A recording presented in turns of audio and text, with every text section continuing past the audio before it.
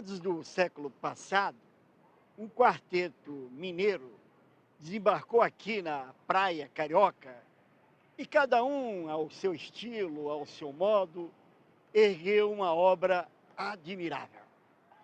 Foram eles Otto Lara Rezende, Hélio Pellegrino, Fernando Sabino e o homenageado deste programa, que antes de se tornar um escritor famoso, estudou odontologia, direito, veterinária e brincava que o único diploma que realmente obteve foi em datilografia.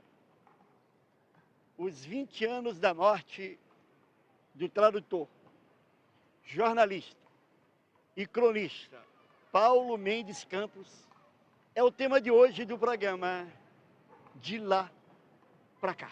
Na infância, este mineiro que o Brasil inteiro conhece, Paulo Mendes Campos, fugiu de casa pensando em transformar-se em caçador nas selvas de Mato Grosso. Na juventude, enveredou pelas carreiras de aviador militar, veterinário, advogado, dentista, sem concluir qualquer um destes cursos. Mas, para o bem de todos nós, Paulo Mendes Campos cumpriu a vocação inarredável, poeta dos maiores. Uma das crônicas mais conhecidas de Paulo Mendes Campos é O Cego de Ipanema. Por incrível que pareça, o Cego de Ipanema realmente existiu. Ele dormia na garagem desse prédio aqui na rua Nascimento e Silva, em Ipanema. Paulo Mendes Campos era inteligente, discreto e descrente. É dele a frase: somos uns porquinhos, o Senhor nos cria, engorda e mata. Paulo Mendes Campos nasceu no dia 28 de fevereiro de 1922, em Belo Horizonte, Minas Gerais. Filho do médico e escritor Mário Mendes Campos e de Dona Maria José de Lima Campos.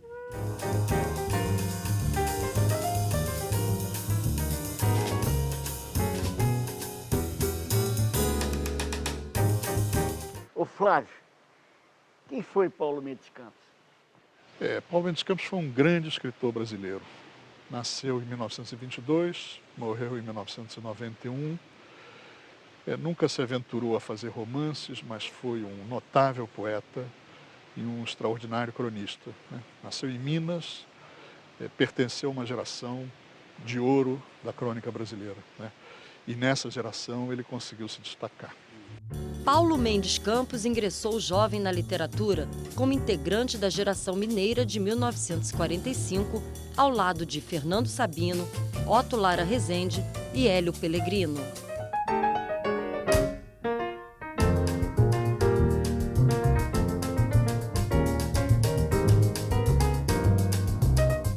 Wilson Figueiredo, por que Paulo Mendes Campos veio para o Rio de Janeiro? Paulo veio para o Rio de Janeiro pela mesma razão pela qual todos que vieram, os 4 cavaleiros do Apocalipse, ele, Otto, Hélio e Fernando Sabino, todos vieram. O Fernando foi o primeiro, por sinal. E eu também, a minha razão foi a mesma. Quer dizer, falta de mercado de trabalho para o tipo de produto que a gente fazia, que era jornalismo e literatura. Quer dizer, não tinha isso em Belo Horizonte naquele tempo, você não podia viver disso, não tinha. Então veio e não arranjou emprego da noite para o dia também não, levou muitos meses para conseguir um emprego, depois se equilibrou e foi a vida toda. Um outro motivo que trouxe Paulo Mendes Campos ao Rio de Janeiro em 1945 foi Pablo Neruda. O poeta chileno estava na cidade e Paulo foi convidado por seu amigo Fernando Sabino a conhecê-lo. Neruda foi embora, mas Paulo ficou. Fala dessa geração, fala desses mineiros. Uma geração privilegiada, uma geração que tem muito boa leitura de literatura, que conhece profundamente literatura brasileira, literatura francesa, outras literaturas também, certo? Tiveram influências variadas, né? E foram, cada um à sua maneira, grandes escritores.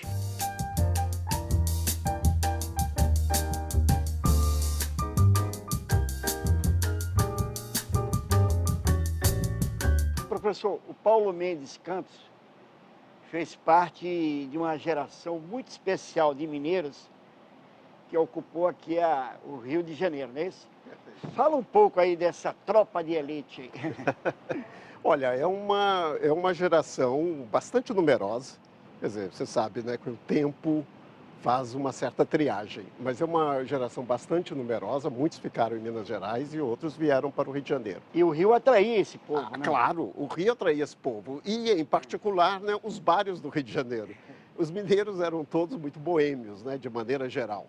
E o Paulo Mendes Campos talvez seja o hors concurso, era o mais boêmio de todos. Como diz o Humberto Werneck, que é um jornalista amigo nosso, Claro. O Humberto Werneck diz que a praia do mineiro é o bar. É o bar, né? Então, são pessoas assim muito boêmias ao mesmo tempo, né? Preciso da frivolidade amorável de Ipanema, onde tem o meu lar, meu mar e o meu bar.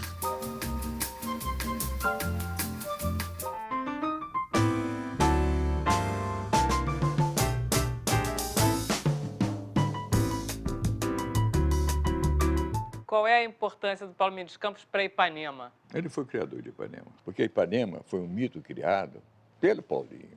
Tem vários livros dele que tem o título de Ipanema, o Cego de Ipanema, esse de Ipanema. Ele é que divulgou Ipanema em termos intelectuais, fazendo de Ipanema uma moda. E ele escreveu, evidentemente, morando em Ipanema, gostando de Ipanema, frequentando Ipanema, sendo um personagem importante de Ipanema, ele escreveu esse Domingo Azul do Mar. Só o domingo não é um dia da semana. Só o domingo é alto e anterior ao calendário. Só o domingo pertence ao que é invisível ao homem. Só o domingo se põe como um cavalo vermelho sobre as nuvens do Rio de Janeiro. Onde o Paulo Mendes Campos trabalhou aqui no Rio? Em que jornais? Eu sei que começou no Correio da Manhã, talvez tenha sido o primeiro emprego dele, e já em nível muito alto. Quer dizer, ele era dos redatores do Correio da Manhã que redigiam opinião do jornal, essas coisas, esse tipo de trabalho qualificado, porque ele escrevia muito bem, né? Ele nasceu escritor, ou foi escritor desde menino. Ele era mais um literário, um cronista. Ele foi sempre um escritor, um homem de pensamento. Paulo Mendes Campos trabalhou nas redações de O Jornal, Diário Carioca e Correio da Manhã. Na revista Manchete, foi um dos 3 cronistas efetivos durante 39 anos. Professor, vamos falar dos vários Paulos Mendes Campos, né? No sentido que ele foi um cronista, um poeta, um tradutor. Fala aí um pouco de cada aí. Olha, o que é também fascinante no Paulo Mendes Campos em relação, na sua geração, é que esse grupo começa a ter um conhecimento especializado. Entende? Fulano é isso, cicrano é aquilo, etc. E o Paulo Mendes Campos é de todos eles o que tem uma vida mais plural. Paulo Mendes Campos é um extraordinário crítico literário. Eu lembro que em 1956, quando sai Grande Sertão Veredas, não sei se soube, né? Muita gente não sabia muito bem o que era aquilo, né? E muita gente boa hoje falou muito mal do Grande Sertão Veredas. E Paulo Mendes Campos publicou uma crônica divina na revista Manchete, mas divina, sabe? Já colocando o livro no lugar em que ele deve estar, que é das obras geniais. Porque esse livro conta uma história que não ouvíramos ainda, que precisávamos ouvir, uma história que agora se torna impossível imaginar não existindo. Por outro lado, ele é um cronista admirável. Quer dizer, é uma pessoa que conseguiu enxergar o cotidiano carioca com esses olhos de estrangeiro, né? Foi um cronista excelente.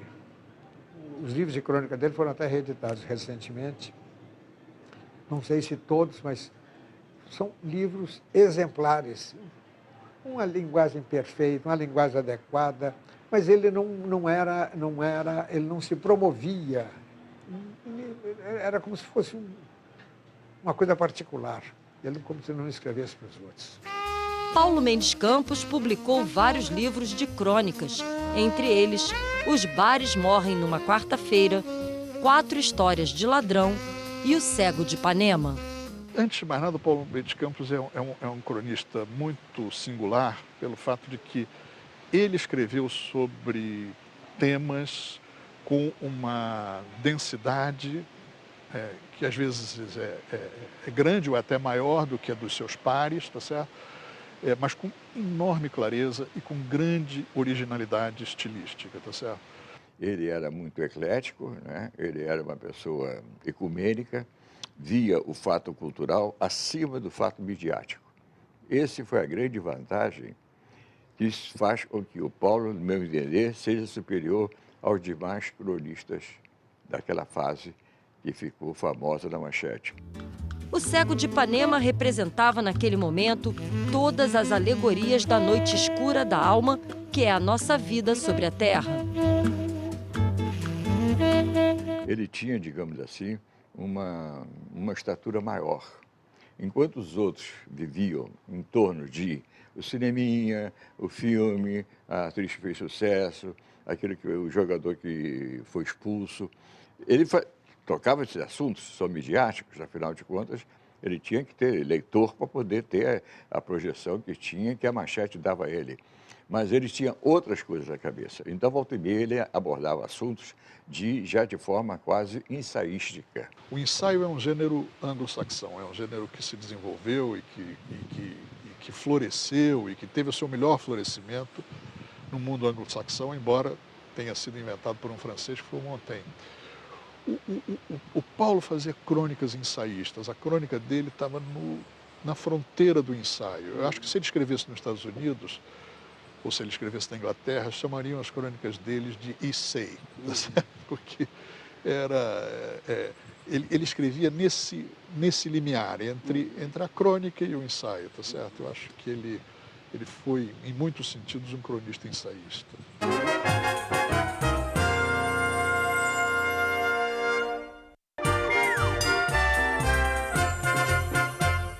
Anselmo Góes, onde é que nós estamos? Nós estamos na sede do Botafogo, na Rua General Severiano. O Paulo Mendes Campos escreveu sobre o Botafogo o seguinte: o Botafogo não se dá bem com os limites do sistema tático. Tem que ser como eu, dramaticamente inventado na hora. Olha, Paulo Mendes Campos foi um dos muitos intelectuais apaixonados por esse clube. O Vinícius era do Botafogo, o João Saldanha, Armando Nogueira, né? Sandro Moreira, enfim, muita gente. Mineiro pode ser botafoguense? Essa é uma sorte que o Rio teve, né, Vera? Porque teve uma fase da nossa história que os mineiros se sentiram muito atraídos pelo Rio. E o Rio ganhou com isso, ganhou com Paulo Mendes Campos. Junto com Hélio Pellegrino, Otto Lara Rezende, Fernando Sabino, por exemplo, né? Sem falar do Guimarães Rosa, que trabalhou aqui, do Drummond, né? Pedro Nava, e vai por aí, né?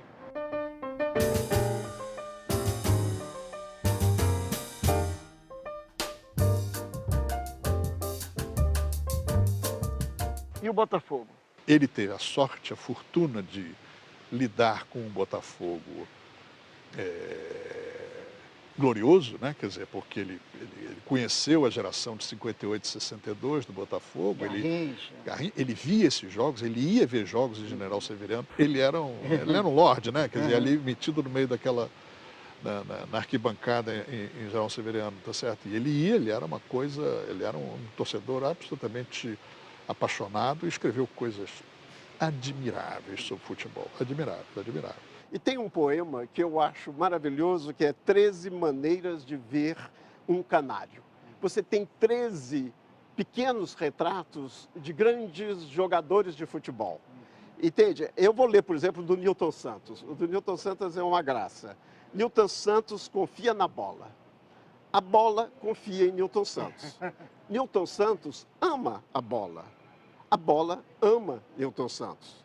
Também, nesse clima de devoção mútua, não pode haver problema.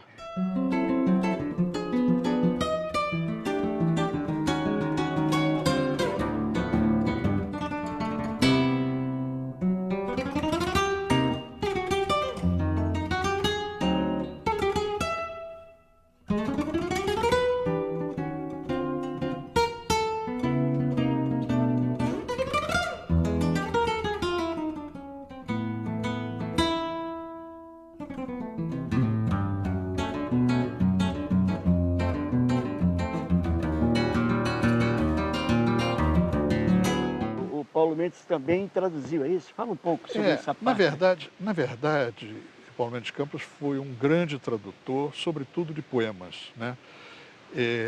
Traduziu alguns grandes poetas ingleses. Um tradutor extraordinário do francês, do inglês, em primeiro lugar. Ele era casado, não é, com uma inglesa, né, de descendência inglesa, eu acho que brasileira, mas de descendência inglesa, Joan, né? E do inglês, do francês, do espanhol, traduções admiráveis.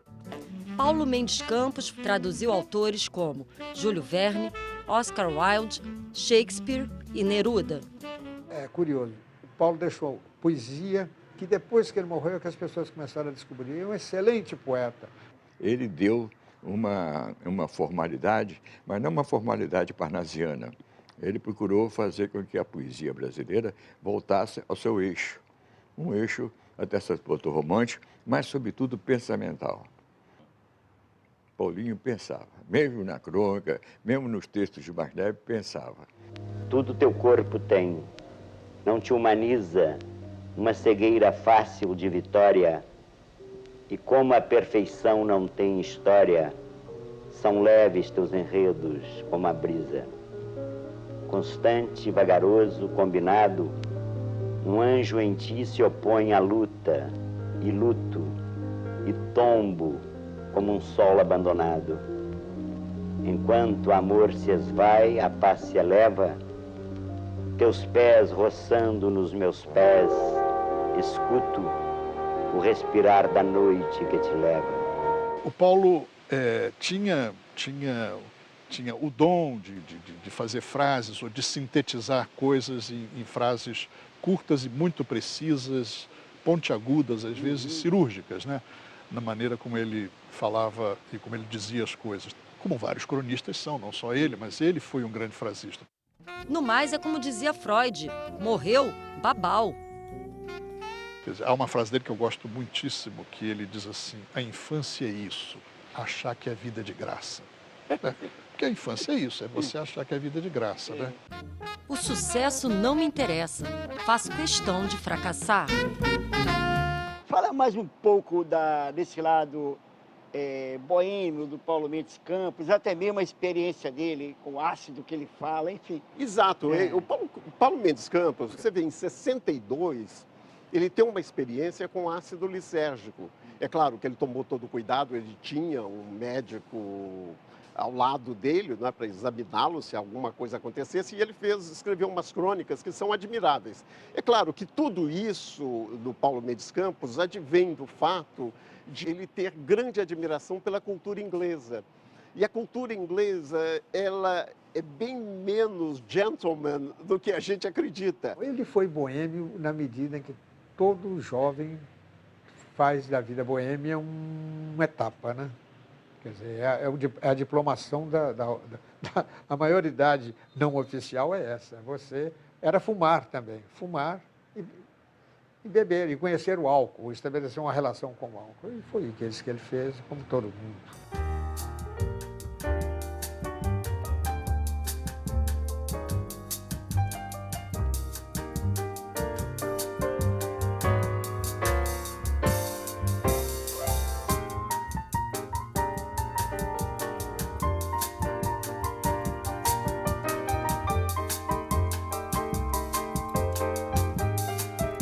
Os mineiros têm uma característica, e mineiro que fica muito nos bares, é bom conversador, gosta de contar casos.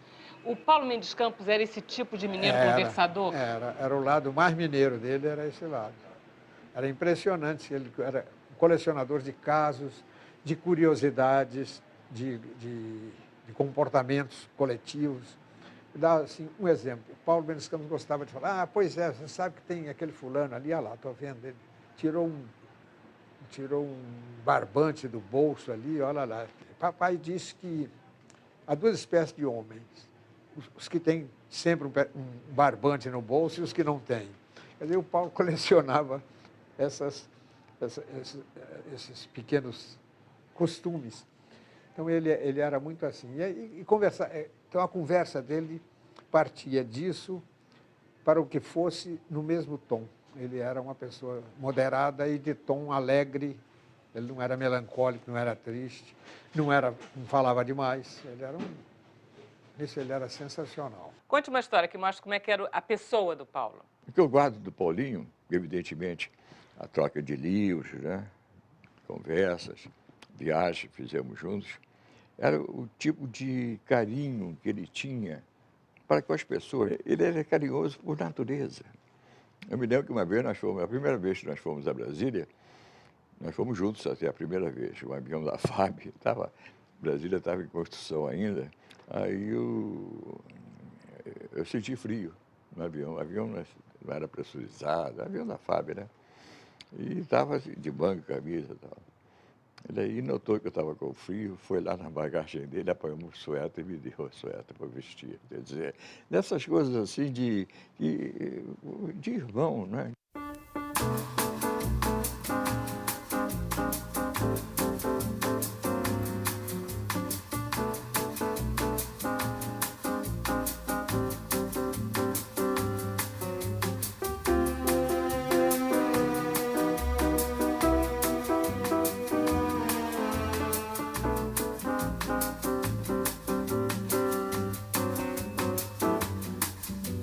Ele era um bom amigo? Era excelente amigo. Ele não se metia na vida de ninguém, ele não dava conselhos, ele era diferente. O estilo dele, a maneira de escrever, retrata aliás, todo mundo parece que é um pouco assim, né? Agora, ele era, mais do que qualquer outra pessoa, a maneira que ele escrevia era a maneira de ser dele. Paulo não mudou durante a vida, ele foi a mesma coisa sempre, o mesmo temperamento. Não era um homem de confrontos, não era um homem de ressentimento, não tinha o menor ressentimento, não fazia da literatura uma... Como é que pode dizer? A literatura para ele não era uma ideia de vida, ele vivia a literatura, mas sem estardalhar, sem incomodar o vizinho.